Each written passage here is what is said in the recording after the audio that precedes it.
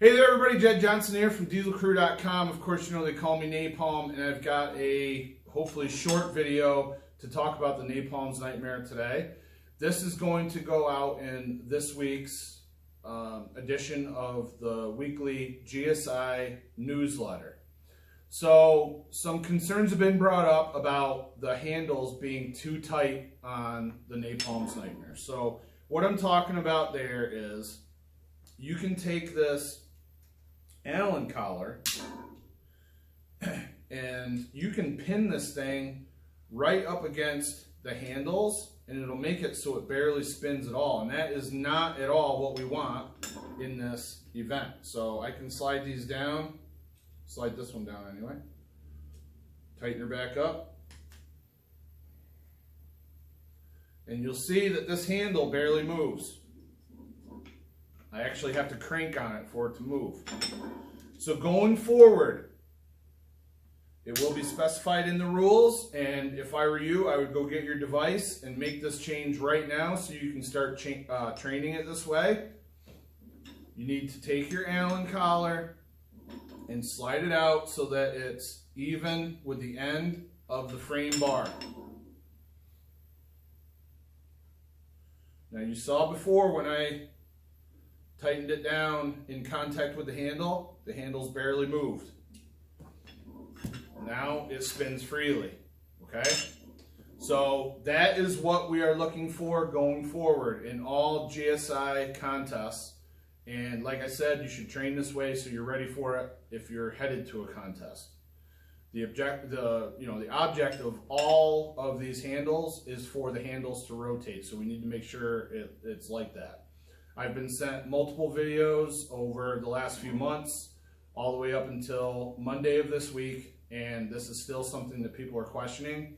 And you know, if you're a newer person, you may not be aware of that, but any promoter that's done a Napalm's Nightmare, any promoter that's done a Napalm's Nightmare World Championship competition should have known this already because it was specified in the rules.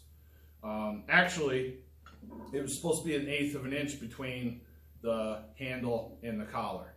So this will make it even easier. You won't have to measure anything. Just put it as even as you can get it with the end of the frame bar. Real simple. That way there's plenty of play between both ends of the handles. Real quick reminder also, the implement should not be in contact with your body during the lift. If you want to adduct your knees and in order to hold the implement to get a good grip on it, that's fine, but before beginning your lift, you need to open your legs back up.